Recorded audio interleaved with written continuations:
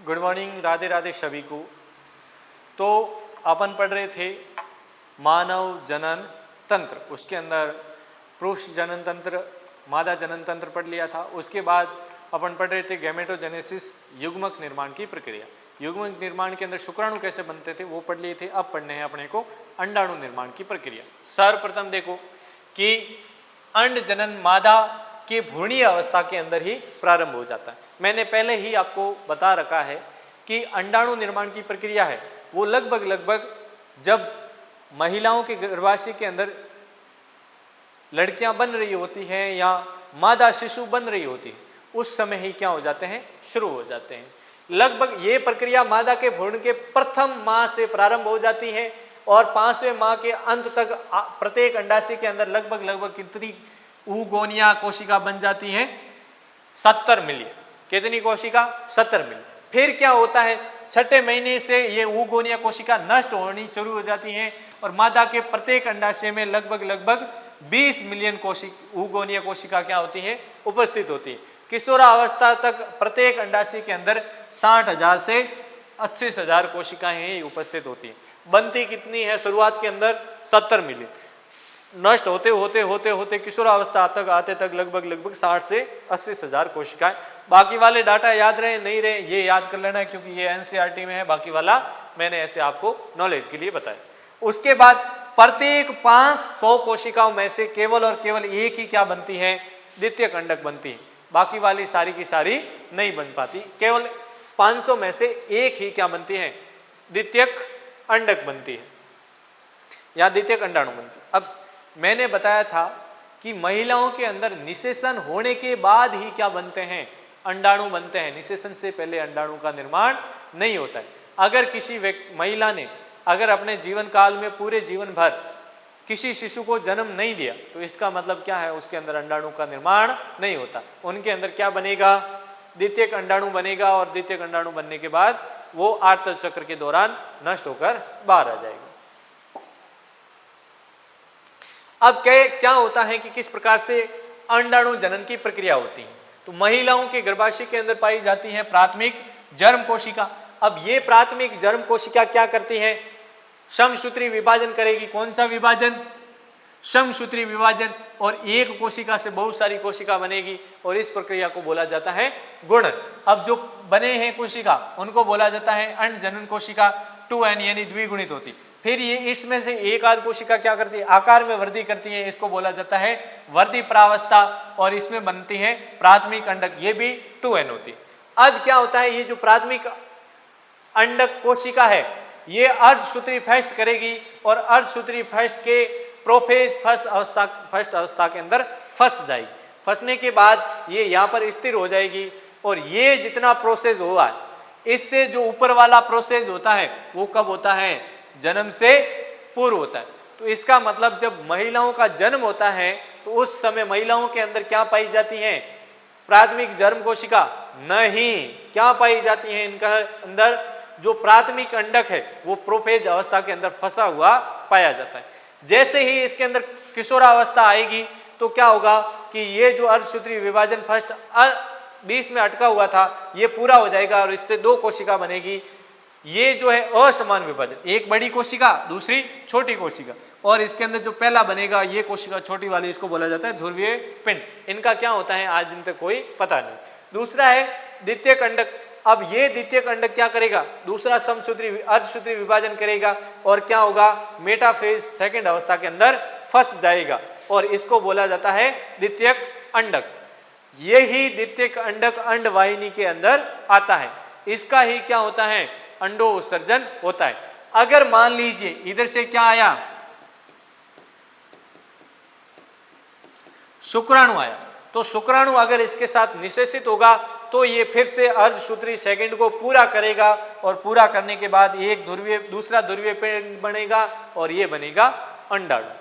अगर किसी महिलाओं के अंदर एक भी बार निषेचन नहीं हुआ तो उनके अंदर तो क्या बना है, द्वितीयक अंडक। क्योंकि अंडाणु कब बनता है, निषेचन के बाद बनता है। और इसके अंदर 3 प्रोफेज यानी ये जन्म से पूर्व हुआ था, ये वाला भाग किशोरावस्था के दौरान हुआ था और ये वाला भाग निषेचन के बाद हुआ था। सबसे पहले कोशिकाओं में संख्या बढ़ी, गुणन, कोशिकाओं का आकार बढ़ा, वृद्धि, और उसके बाद ये वाला पूरा पूरा भाग क्या कहलाता है, यहां से लेके यहां तक, इसको बोला जाता है परिपक्वन, परावस्था। ठीक है।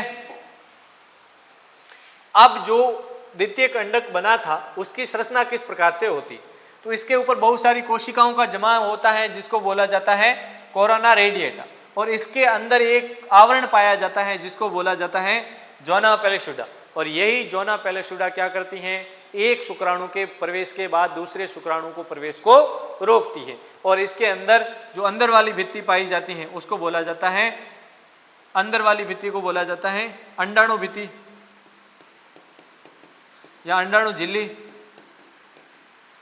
और इन दोनों की यानी जोना पेलिसुडा और अंडाणु झिल्ली के मध्य जो अवकाश होता है उसको बोला जाता है परिपीतक अवकाश।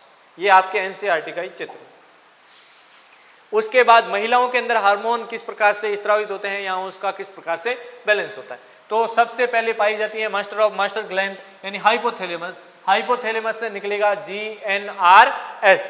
ये GnRS यानी गोनेडोट्रोपिन रिलीजिंग हार्मोन किस पे कार्य करेगा, अग्रपीयूष ग्रंथि पे। ये हार्मोन थोड़े से समझने वाली बात है, थोड़े से कंसेप्ट बिठाने की बात है। क्यों? क्योंकि अगर आपको ये हार्मोन समझ में नहीं आए तो आपको आर्तव चक्र समझ में नहीं आएगा, इसीलिए इसको जरूरी समझ। हाइपोथैलेमस से निकलेगा GnRS गोनेडोट्रोपिन रिलीजिंग हार्मोन, अग्रपीयूष ग्रंथि पे पहुंचेगा। अग्रपीयूष ग्रंथि के ऊपर ये अग्रपीयूष ग्रंथि दो हार्मोन निकालती, पहला है LS, दूसरा है FSS। अब LS किस पे कार्य करेगा, जब अपन ने अंडाशय देखा था तो अंडाशय के अंदर क्या थी, ग्राफियन पुटिका थी, और अगर मान लीजिए वो ग्राफियन पुटिका परिपक्व होगी तो उसको तोड़ करके अंडा निकालने का कार्य कौन करता है, LH। कंसेप्ट यहीं से दिमाग के अंदर बिठा लेना। पहला है ग्राफियन पुटिका को तोड़ने का कार्य कौन करेगा, LH, और ग्राफियन पुटिका टूटेगी तो अंडाणु निकलेगा, द्वितीय कंडक निकलेगा। द्वितीय कंडक निकलेगा तो इस प्रोसेस को बोला जाता है अंडोत्सर्जन। अब क्या होगा कि जो ग्राफियन पुटिका टूटी थी, अगर आपने अंडाशय का चित्र बनाया है तो उसके अंदर जाकर देखो कि जो ग्राफियन पुटिका टूटी थी उस ग्राफियन पुटिका में जो शेष रहता है उसको बोला जाता है कार्पस लूटियम। ये क्या करता है, LS कार्पस लूटियम को बनाए रखता है। अब ये कार्पस लूटियम है, ये लगभग 28वें दिन तक बनी रहती हैं अगर निषेचन नहीं होता। अगर निषेचन होगा तो ये लगभग 9 माह तक बनी रहती है।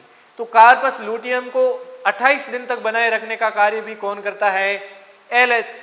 और ये कार्पस लूटियम क्या करती हैं, स्त्री जनन हार्मोन प्रोजेस्टेरोन और एस्ट्रोजन का निर्माण करती है। कौन करती है, कार्पस लूटियम। उसके बाद FSS निकलेगा। ये FSS क्या करेगा, ग्राफियन पुटिका का निर्माण करेगा। अगर मान लीजिए कि निषेचन नहीं हुआ, ग्राफियन पुटिका फटी, अंडोत्सर्जन हुआ, अंडा 28वें दिन तक टूट करके बाहर चला गया, ये कार्पस लूटियम भी खत्म हो गया, तो ये आपका FHS क्या करेगा, दोबारा से ग्राफियन पुटिका का निर्माण करेगा, क्योंकि दूसरे मंत अंडाणु वापस से बनना है। और इस ग्राफियन पुटिका से 2 हार्मोन निकलेंगे, एक तो निकलेगा एस्ट्रोजन, दूसरा निकलेगा इनहिबिन।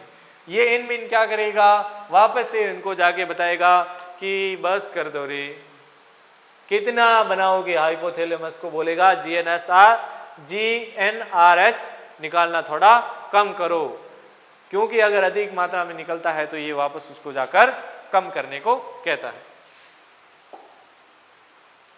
उसके बाद आर्तव चक्र, और आर्तव चक्र को अपन पढ़ेंगे नेक्स्ट क्लास के अंदर।